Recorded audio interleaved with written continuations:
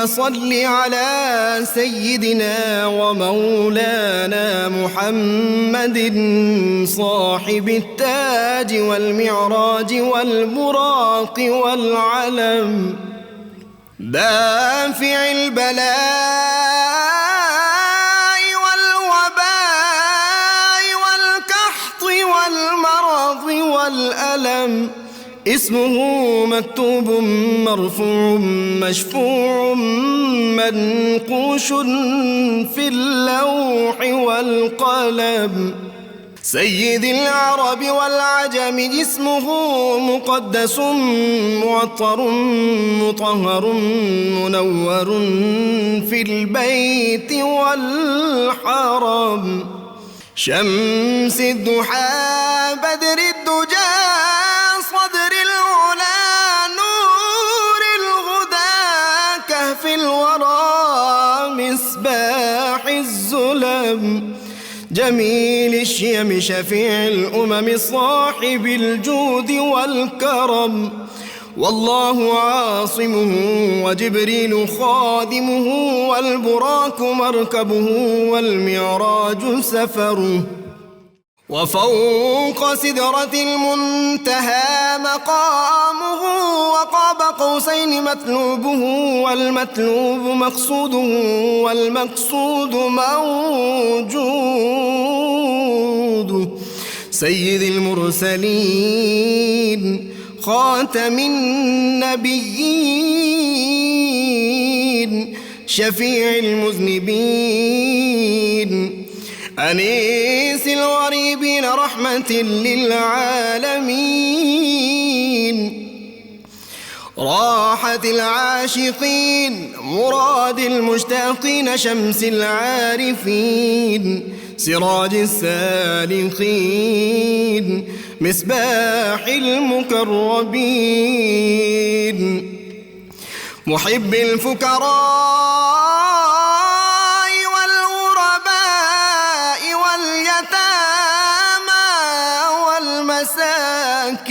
والمساكين سيد الثقلين نبي الحرمين إمام القبلتين وسيلتنا في الدارين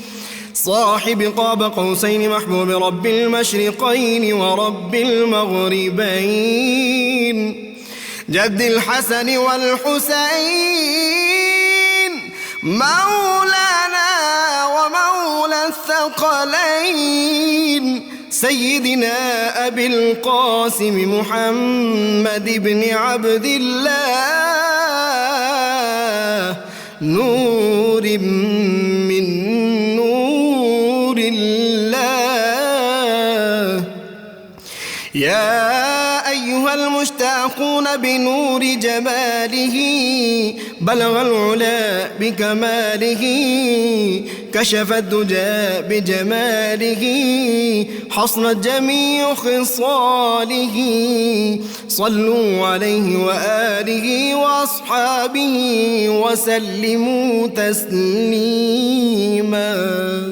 على آله وصحبه وبارك وسلم بسم اللہ الرحمن الرحیم۔ السلام علیکم ناظرین، پروگرام صبح نور کے ساتھ آپ کا میزبان نذیر احمد غازی حاضر ہے۔ ناظرین کرام، حضرت ابو انیس محمد برکت علی صاحب رحمہ اللہ کی مشہور تالیف اسماء النبی الکریم صلی اللہ علیہ وآلہ وسلم سے ایک اسم مبارک پڑھنے کی سعادت حاصل کر رہا ہوں۔ سیدنا البہاء صلی اللہ علیہ وآلہ وسلم ہمارے سردار معزز ترین ہستی، درود و سلام بھیجے اللہ آپ صلی اللہ علیہ وسلم، آپ کی آل پاک اور آپ کے صحابہ کرام پر۔ حضرت عبداللہ بن حشام رضی اللہ عنہ بیان کرتے ہیں کہ ایک مرتبہ حضور نبی کریم صلی اللہ علیہ وسلم نے حضرت عمر بن خطاب رضی اللہ تعالی عنہ کا ہاتھ تھاما ہوا تھا۔ حضرت عمر رضی اللہ تعالیٰ عنہ نے عرض کیا، یا رسول اللہ صلی اللہ علیہ وآلہ وسلم، آپ مجھے اپنی جان کے سوا ہر ایک چیز سے زیادہ محبوب ہیں۔ اس پر آپ صلی اللہ علیہ وآلہ وسلم نے فرمایا، نہیں، قسم ہے اس ذات کی جس کے قبضہ قدرت میں میری جان ہے، تم اس وقت تک مومن نہیں ہو سکتے جب تک میں تمہیں اپنی جان سے بھی محبوب تر نہ ہو جاؤں۔ حضرت عمر رضی اللہ تعالیٰ نے عرض کیا، یا رسول اللہ صلی اللہ علیہ وسلم، اللہ رب العزت کی قسم، اب آپ مجھے اپنی جان سے بھی زیادہ محبوب ہیں۔ تو آپ صلی اللہ علیہ وسلم فرمایا اے عمر اب تمہاری محبت کامل ہوئی ہے۔ ناظرین کرام، آج ہمارا موضوع ایسا ہے، میں آتے ہی اپنے اسکالر سے کہہ رہا تھا کہ آج مجھے اپنی بے بسی، اپنی کم مائگی، اپنی بے بذاتی، اپنی تہی دامنی اور اپنی کم علمی کا احساس ہو رہا ہے۔ آج ہمارا موضوع ایک ایسا اہم موضوع، اتنا وسیع موضوع، اتنا بلند اور عظمتوں والا موضوع ہے، اور اس موضوع پہ کوئی بات کیسے کرے کہ جب خود رب العالمین نے اس موضوع پہ اپنی ساری کتاب نازل کر دی، ایک سورت کے لیے 114 سورتیں نازل کر دیں۔ آج اس موضوع پہ بات کرنے کے لیے میرے ساتھ جو شریک گفتگو ہیں، میں پہلے ان کا تعارف کرا دوں۔ آج کا ہمارا موضوع ہے حسن و جمال مصطفیٰ صلی اللہ علیہ وسلم، یعنی شاہکار ربوبیت کی آج باتیں ہوں گی۔ اب مجھے بتائیے، جس ہستی کو رب نے شاہکار قرار دے دیا اور رب نے سارے کائنات کے انسان ازل سے لے کر اب تک ان سے کہہ دیا کہ یہ بہترین نمونہ، بیسٹ ماڈل میں تمہارے لیے دے رہا ہوں، لقد کان لکم فی رسول اللہ اسوۃ حسنہ، اس کو جس اعتبار علم کے، حلم کے، حسن کے، جمال کے، کمال کے، عظمت کے، رفت کے لیتے جاؤ نام، جس اعتبار سے تم نے دیکھنا ہے اسے دیکھنا ہے اور یہیں سے اکتساب نور کرنا ہے، اسی سے اکتساب فیض کرنا ہے۔ ناظرین ہم آج کے موضوع میں میرے ساتھ جو شریک گفتگو ہیں جناب علامہ بدرالزمان قادری، آپ ان سے واقف ہیں پہلے، ان کے ساتھ نوجوان اسکالر پروفیسر سخی احمد صاحب ہیں، اور ان کے ساتھ نوجوان scholar Allama Muhammad Zaheer but صاحب، اور آخر میں آج پروگرام کے میں آپ کو محمد بابر خان نیازی سے نعت رسول مقبول صلی اللہ علیہ وسلم سنواؤں گا۔ ناظرین ہم جیسے میں نے پہلے عرض کیا، اب رب تعالیٰ اپنے شاہکار کو، اپنے محبوب کو، اور جس کی خاطر ساری کائنات رب نے تخلیق کی، وجہ تخلیق کائنات کو، اب جب اللہ فرما دے وَرَفَعْنَا لَكَ ذِكْرَكَ، تو وہاں ہم ان کا حسن و جمال کیسے بیان کریں؟ جب رب فرما دے وَمَا أَرْسَلْنَاكَ إِلَّا رَحْمَةً لِّلْعَالَمِينَ، رب فرما دے اِنَّكَ لَعَلَىٰ خُلُقٍ عَظِيمٍ، رب فرما دے آپ کے چہروں کو میں نے وَالضُّحَىٰ بنایا، آپ کی زلفوں کو وَاللَّيْلِ بنایا ہے، میں نے آپ کے سینہ عطر کو یاسین اور طٰہٰ بنایا ہے، اور آپ کو اِنَّا أَعْطَيْنَاكَ الْكَوْثَرَ میں نے عطا کر دی ہے، آپ کی جو سرما مبارک ہے، آپ کی چشمان پاک میں اس کو ما زاغ البصر وما طغیٰ کہہ دیا۔ اب یہ ساری باتیں، اور جہاں جہاں آپ کے قدم پڑتے ہیں اس سرزمین کو لا اقسم بہذا البلد کہہ دیا۔ اب میں سمجھتا ہوں کہ رحمت کونین صلی اللہ علیہ وسلم کے حسن و جمال کے جلوے بیان کرنے کے لیے کسی حد تک، مکمل کوئی نہیں بیان کر سکتا، لیکن کسی حد تک کو اگر بیان کریں تو پھر کہاں سے سیدہ عائشہ طیبہ طاہرہ کی زبان پاک لائیں جو کہیں کہ میرے محبوب صلی اللہ علیہ وسلم کے جلوے اگر مصر کی عورتیں دیکھتی تو وہ جنہوں نے انگلیاں کاٹی تھی حسن یوسف دیکھ کے وہ یہ حسن دیکھ لیتی تو اپنے کلیجے کاٹ لیتی۔ حسن یوسف پہ کٹی مصر میں انگشت زنا، اور سر کٹاتے ہیں تیرے نام پہ مردان جہاں۔ تو ناظرین کرام اسی سوچ میں گم تھا آج کہ حسان بن ثابت کا قلم کہاں سے لاؤں، میں سوچتا سیدنا ابو طالب کی فصاحت کہاں سے لاؤں، علی المرتضیٰ کی فصاحت کہاں سے لاؤں، سیدنا عباس کا عشق کہاں سے لاؤں، کعب بن زہیر کا انداز کہاں سے لاؤں، عبداللہ بن رواحہ، قدسی، حافظ، نابغہ، جودی، بصیری، جامی، احمد شوقی، سیدنا علی المرتضیٰ، اور ناظرین کرام پھر وہ جو وہ کہتے ہیں کہ نعت کہنے کے لیے ساحر وفور شوق میں درد حافظ سوز رومی عشق جامی چاہیے۔ آج اسی حوالے سے بس میں گم ہوں، مجھے سمجھ نہیں آ رہی، میرا جی چاہتا تھا کہ میں ساری وہ باتیں بیان کروں۔ سیدنا سلمان کے وہ سانگز آف سولمن جس میں رحمت کونین صلی اللہ علیہ وسلم کو اپنا محبوب قرار دیا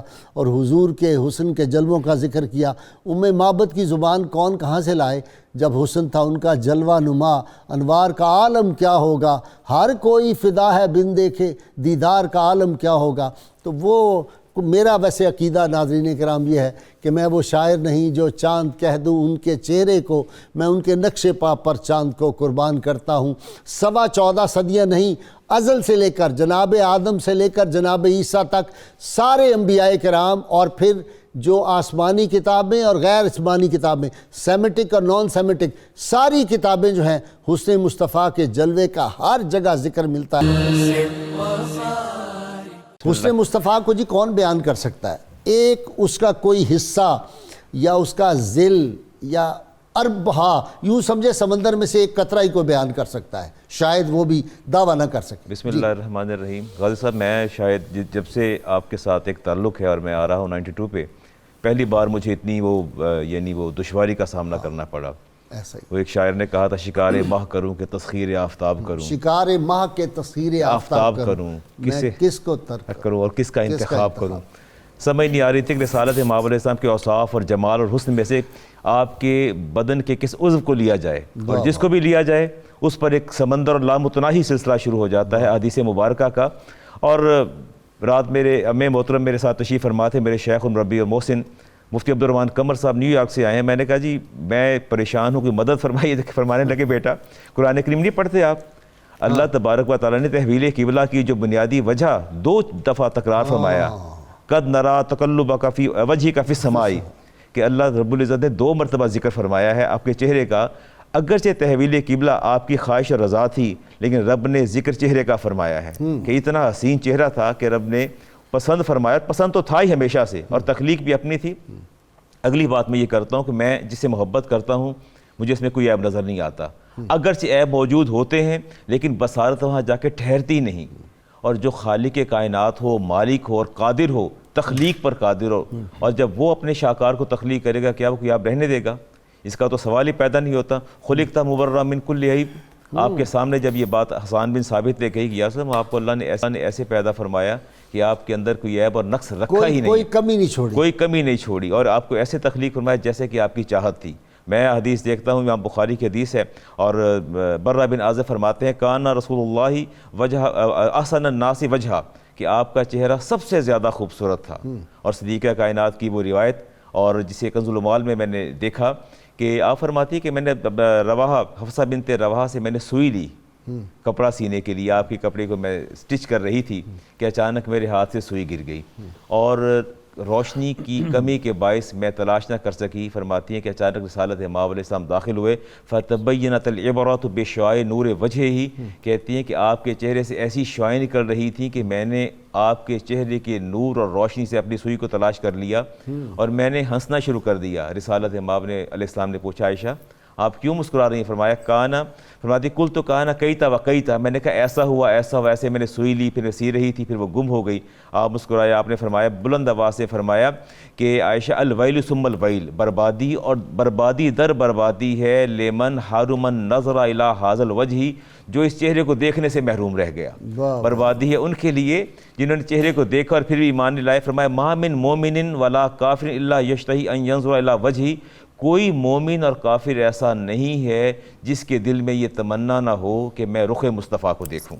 کوئی مومن اور کافر ایسا نہیں۔ اور میں تو یہ اکثر اپنے لوگوں سے کہا کرتا ہوں کہ اللہ کے بندو،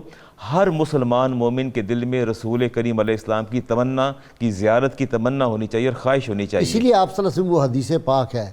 کہ مجھ سے محبت کرنے والوں میں میرے صحابہ تم ہی نہیں ہو، مجھ سے محبت کرنے والے وہ شامل ہوں گے جن کی یہ آرزو ہوگی کہ ان کا سب کچھ مال جان اولاد قربان ہو جائے اور وہ میرے چہرہ انور کی زیارت کر سکے۔ طوبیٰ لمن رآنی، مبارکباد کے مستحق ہیں وہ لوگ جنہوں نے مجھے دیکھا، وطوبیٰ 7 مرات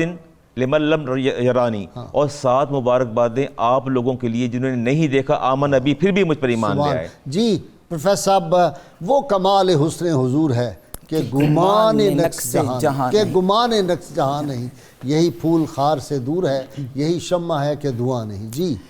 غازی صاحب، جس وقت ہم یہ کہتے ہیں کہ اللہ رب العالمین نے یہ ساری کائنات جو ہے وہ پیدا ہی ہمارے آقا کریم اور اپنے محبوب کے لیے کی ہے، اور آقا کریم علیہ الصلوۃ والسلام نے خود اس راز سے پردہ بھی اٹھا دیا اور کہا کہ اللہ رب العالمین نے اپنے نور سے میرے نور کو پیدا کیا اور پھر میرے نور سے اس پوری کائنات کو آباد کر دیا۔ اس کا مطلب یہ ہوا کہ کائنات میں حسن جدھر بھی دکھائی دے گا وہ حسن مصطفیٰ کریم علیہ الصلوۃ والسلام ہی کی خیرات لیے ہوگا۔ وہ حسن آبشار کے جھرنے میں ہو، یا پھر وہ کھلتے گلاب میں ہو، اور پھر کوئل کی راگنی میں ہو، یا پھر سمندر کی وسعت میں ہو، یا پھر برف پوش چوٹیوں کے اندر ہو، یا پھر ریشم و دیباج کے نرم ملائم ہونے میں ہو، تو حسن جدھر بھی ہوگا وہ اگر محبت سے دیکھا جائے اور سمجھا جائے تو جس بندے کے دل میں آقا کریم علیہ الصلوۃ والسلام کا عشق، محبت اور مستی ہوگی، وہ جدھر بھی دیکھے گا وہ کہے گا کہ یہ خیرات ہیں مصطفیٰ کریم علیہ الصلوۃ والسلام کی۔ وہ حسن کے اس استعارے میں گم نہیں ہوگا۔ وہ چاند کو بھی دیکھے گا تو وہ چاند کو بھی دیکھ کر کہے گا کہ یہ چاند وہ ہے جسے خیرات حضور کے نالین سے ملی ہے۔ مجھے اس پر محبت حسن مصطفیٰ کریم، حسن و جمال مصطفیٰ کریم آپ نے سچ فرمایا، اور جتنے آئے وہ یہی کہتے رہے، کون بیان کرے، کیسے بیان کرے، احاطہ کیسے ہو، ممکن کیسے ہے، کیونکہ یہ شاہکار قدرت ہے۔ اچھا جی، امام محمد رضا نے بڑی خوبصورت بات کی ہے، میں تو رات پڑھ کے حیران ہوا۔ وہ کہتے ہیں کہ چاند سے منہ پہ تاباں درخشاں درود، نمک آگی صباحت پہ لاکھوں سلام۔ واہ کیا نمک آگی صباحت پہ لاکھوں سلام۔ وہی گہری بات، میرا حسن جو ہے وہ نمکین ہے، جناب یوسف کا حسن جو ہے میٹھا ہے۔ میٹھا آدمی کھائے تو ایک حد تک ہی کھا سکتا ہے، اور نمک ساری زندگی بندہ کھاتا ہے۔ آپ کی جو گفتگو ہے نا جی، اس کو میں سمیٹ ایک اعتبار سے کر رہا ہوں کہ کندو شہد نبات کو یکجا کریں اگر، گل کی ہر ایک ذات کو یکجا کریں اگر، رنگینی حیات کو یکجا کریں اگر، کل حسن کائنات کو یکجا کریں اگر، جتنا بھی رنگ و نور لیے یہ کائنات ہے، یہ سب تبسم شہدی کی زکوٰۃ ہے۔ جی یہ ہے بات، بالکل ایسے ہی۔ تو میں اصل میں اس عنوان محبت پہ آ رہا تھا کہ ہم جس وقت چاند، سورج، ستاروں کو دیکھیں تو ہمارے دل کی تڑپ اور آرزو کیا ہونی چاہیے۔ مجھے امام غزالی علیہ رحمہ کی مکاشفۃ القلوب سے وہ مجاز عشق مجازی کی وہ بات یاد آ گئی۔ وہ کہتے ہیں کہ مجنو ایک دفعہ لیلا کی گلی سے گزرنے لگا تو اس نے آسمان کی طرف نگاہ کر لی اور چاند کا نظارہ کرنے لگا۔ کسی نے اسے کہا کہ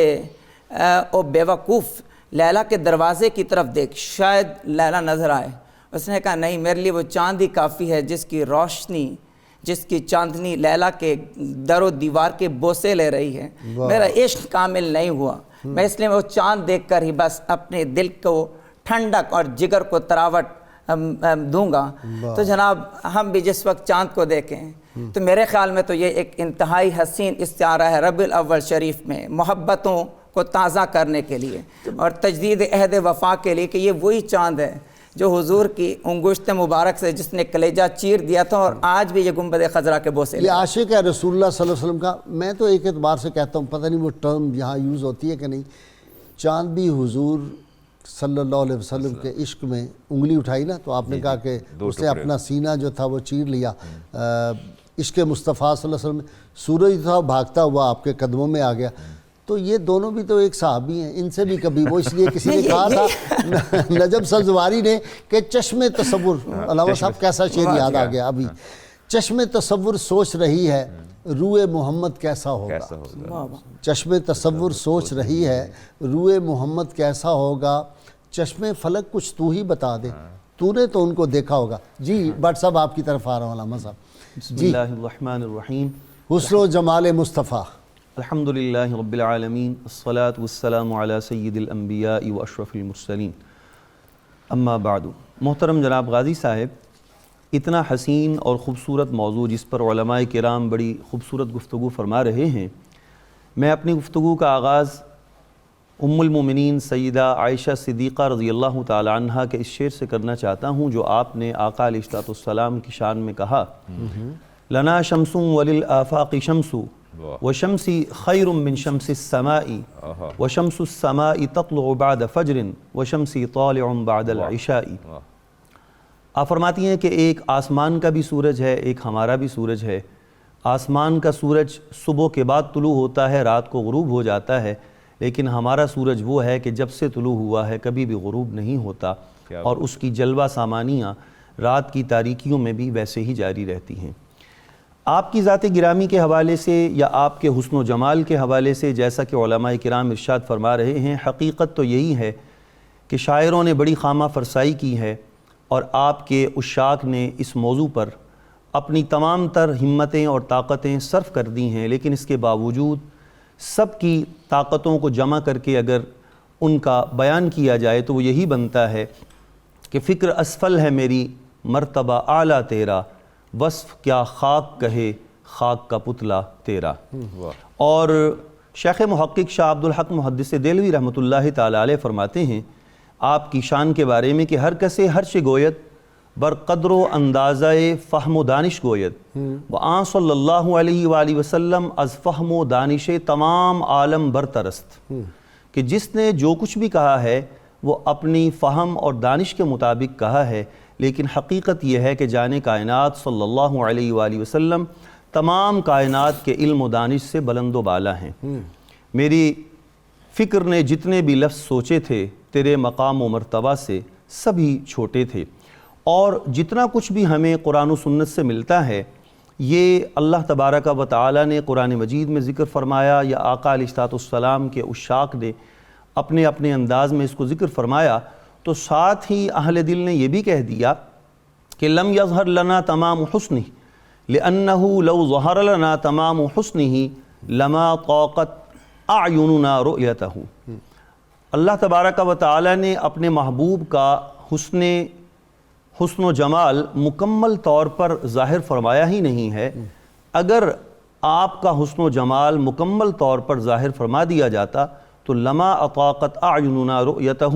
تو کسی بھی آنکھ کے اندر آپ کے جلووں کو دیکھنے کی ہرگز تاب نہیں تھی۔ علامہ صاحب، وہ طٰہٰ آپ صلی اللہ علیہ وسلم کو قرآن حکیم نے کہا، تو امام سالبی نے لکھا کہ اس کے 14 اعداد ہیں، اور اس سے مراد یہ ہے 14ویں کا چاند، اور اس سے مراد حضور صلی اللہ علیہ وسلم کا چہرہ انور ہے۔ یہ اپنے اپنا انداز ہے ان کا۔ وہ جو شاہ عبد الرحیم شاہ ولی اللہ رحمۃ اللہ کے والد گرامی، وہ کہتے ہیں کہ مجھے زیارت ہوئی سرکار مدینہ صلی اللہ علیہ وسلم کی، تو میں نے پوچھا یا رسول اللہ صلی اللہ علیہ وسلم، حسن یوسف کو دیکھ کے مصر کی عورتوں نے اپنے ہاتھ کاٹ لیے اور ان کے حسن کا اتنا چرچا ہے، تو آپ کا معاملہ اس معاملے میں حسن مصطفیٰ صلی اللہ علیہ وسلم کا کیا ہے؟ تو آپ نے فرمایا کہ میرے حسن کو اللہ تعالیٰ نے مستور رکھا ہے۔ تو وہ جو ہے نا ایک جھلک دیکھنے کی تاب نہیں عالم کو، وہ اگر جلوہ کریں کون تماشائی ہو۔ کابل اجمیری کے شعر آپ کو سنانے ہیں۔ کابل اجمیری بڑا خوبصورت لکھا، اس نے کہا جمال محمد ہے تزئین عالم،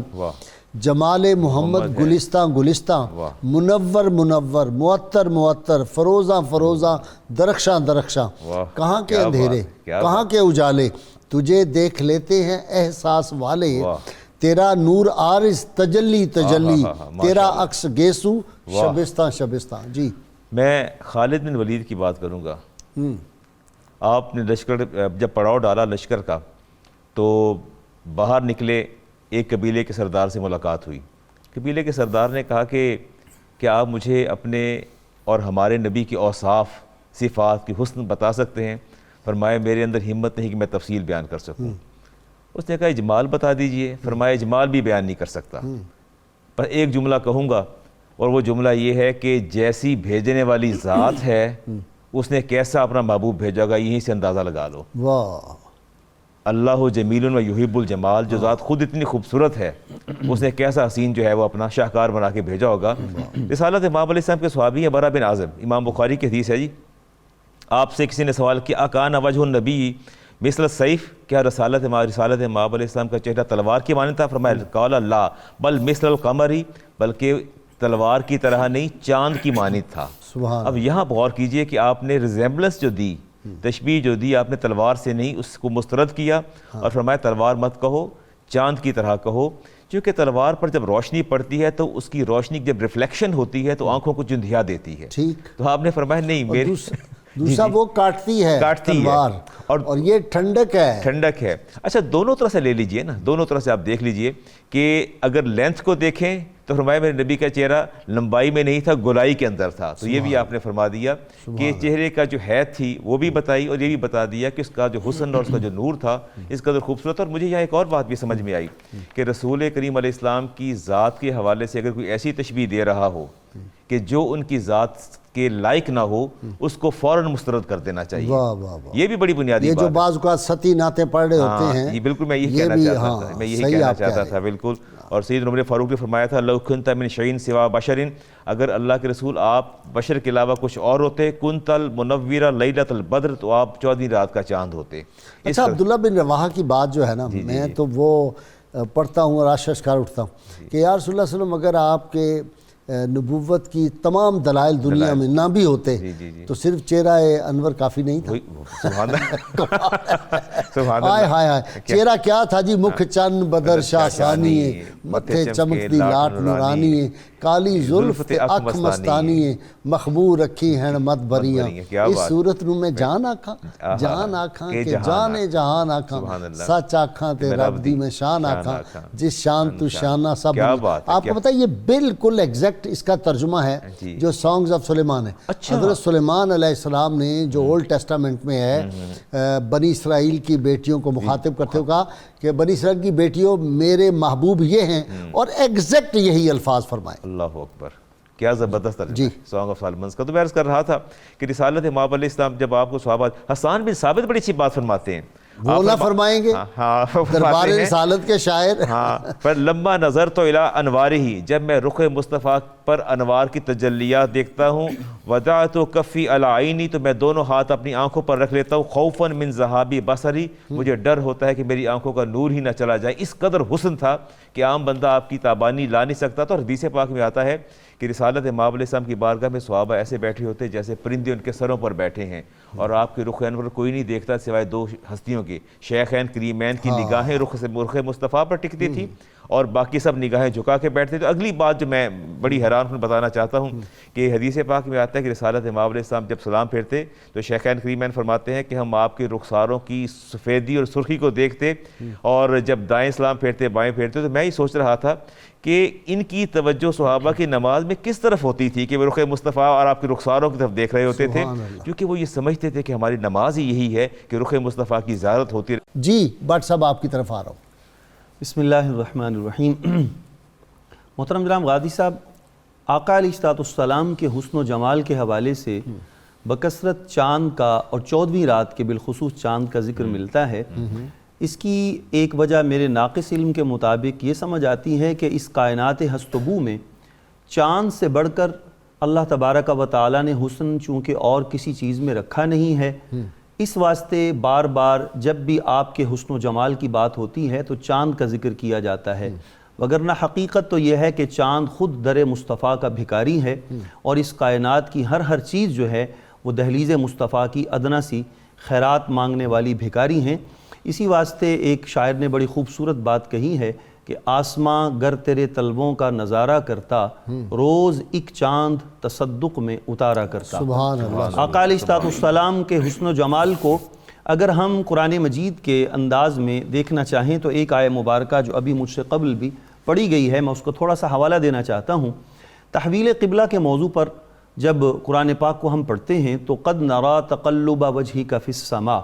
اللہ تبارک و تعالیٰ نے آقا علیہ السلام کی اس خواہش مبارک کے لیے جو آپ چاہتے تھے کہ قبلہ شریف بدل جائے اور بار بار اپنی نگاہ مبارک آسمانوں کی طرف اٹھاتے تھے, تو اس کو اللہ کریم نے ماضی کے لفظ سے تعبیر نہیں فرمایا کہ ہم نے دیکھ لیا ہے, بلکہ اللہ کریم نے اس کو مضارع کے صیغہ سے ذکر فرمایا جس میں زمانہ موجودہ ہے کہ اے محبوب ہم آپ کے چہرہ انور کا بار بار اٹھنا دیکھ رہے ہیں. تو گویا حسن و جمال مصطفیٰ اللہ کریم کو بھی اتنا پسند ہے کہ اللہ تبارک و تعالیٰ نے اس کی تعبیر مضارع کے صیغہ کے ساتھ قرآن میں فرمائی ہے. اور دوسری طرف دیکھیں تو ایک اور آیہ مبارکہ ہے جس میں ہے اِنَّكَ بِأَعْيُنِنَا, اے محبوب آپ ہر وقت ہماری نگاہ کرم کے حصار میں ہیں. اور ایک تیسری آیہ مبارکہ جس میں اللہ کریم اپنے محبوب کو فرماتا ہے لا تعد عیناک عنہم,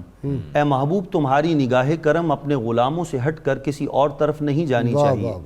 ایک چشمہ فیض ہے جو خالق کائنات سے نگاہ کرم کے سلسلے میں جاری ہے, اور آقا علیہ السلام کو اللہ کریم فرما رہا ہے اے محبوب تیرے نگاہ کرم کی خیرات صرف تیرے محبوب غلاموں کو ہی ملنی چاہیے. اور غلاموں سے یہ فرما دیا کہ اے محبوب, اے غلاموں, جب میرے محبوب کی بارگاہ میں تم بیٹھے ہو اور تم نے کچھ طلب کرنا ہو تو تم نے کیسے کہنا ہے, تم نے راعینا کا لفظ نہیں بولنا, تم نے بولنا ہے انظرنا, کہ یا رسول اللہ ہم پر نگاہ کرم فرمائیے, نظر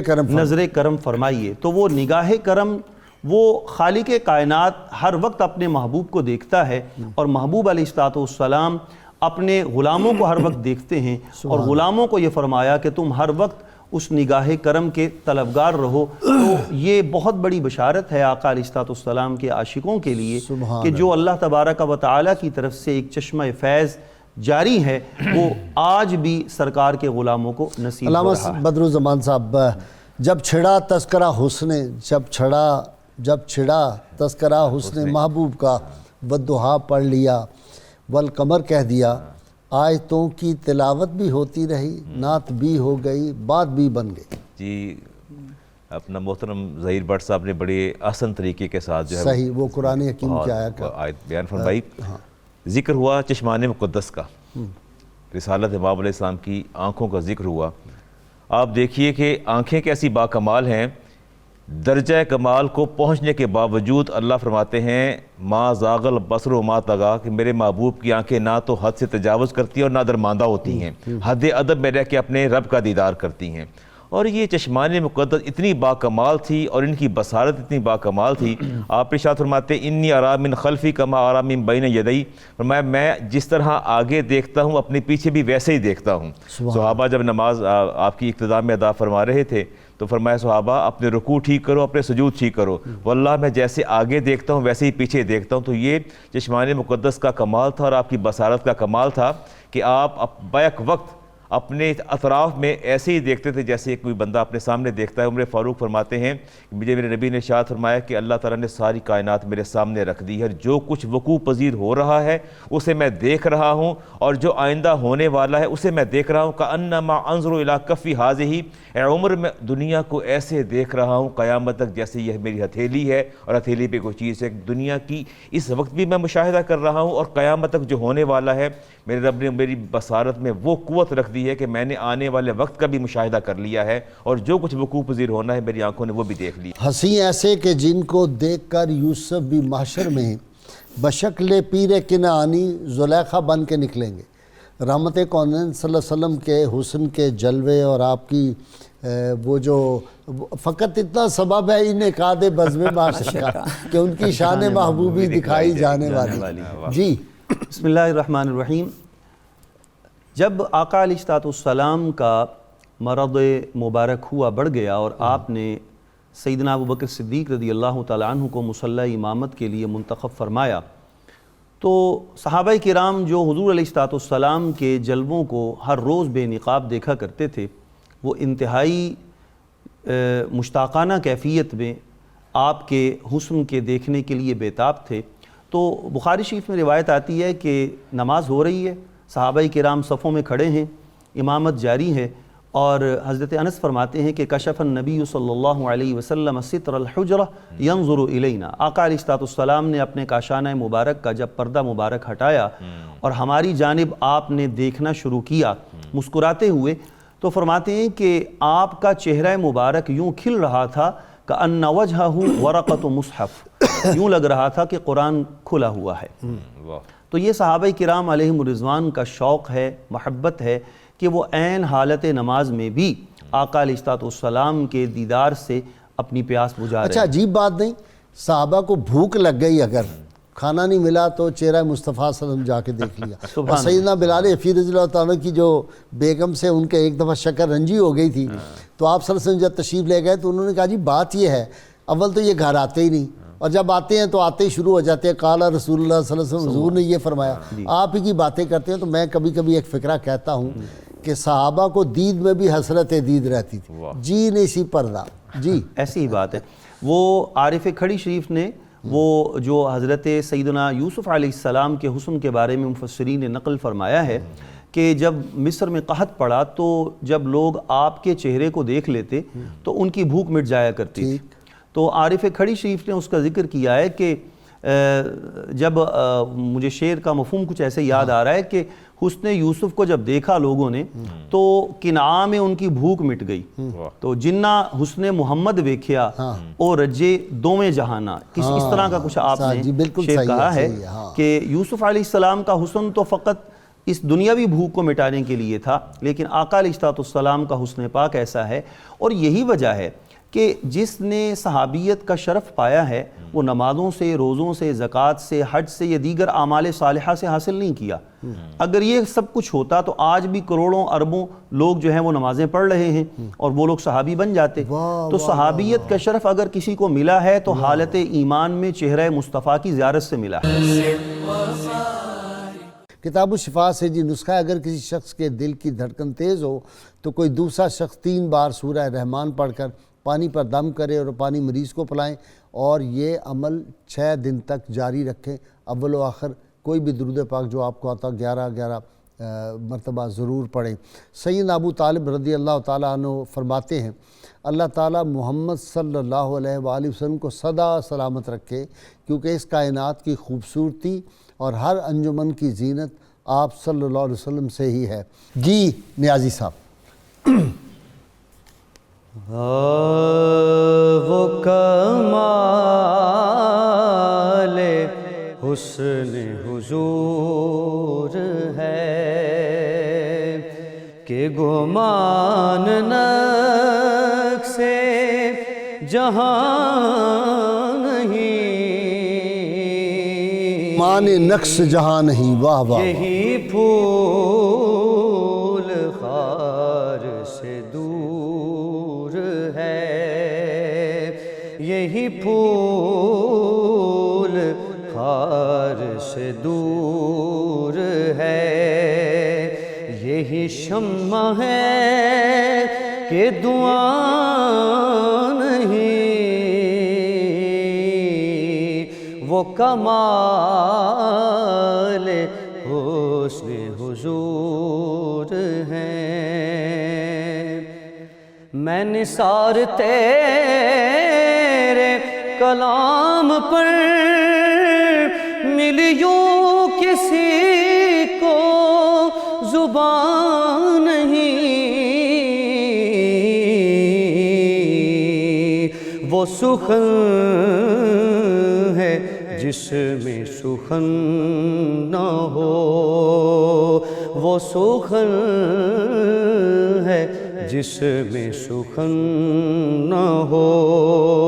وہ بیان ہے جس کا بیان نہیں، وہ کمال حسن حضور ہیں۔ وہی لامکان کے مکی ہوئے، وہی سر عرش تخت نشین ہوئے، وہ نبی ہے جس کے ہیں یہ مقام، وہ نبی ہیں جس کے ہیں یہ مقام، وہ خدا ہے جس کا مکان نہیں، وہ کمال حسن حضور ہیں۔ کروں تیرے نام پہ جان فدا، نہ بس ایک جان دو جہاں فدا،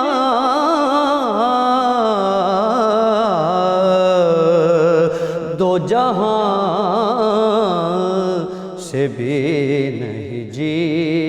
بھرا، دو جہاں سے بھی نہیں جی بھرا، کروں کیا کروڑوں جہاں نہیں، وہ کمال حسن حضور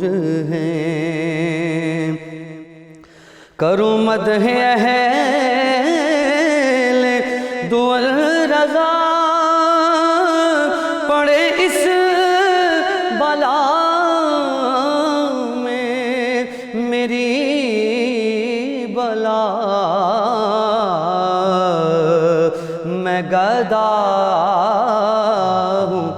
اپنے حبیب کا میں گدا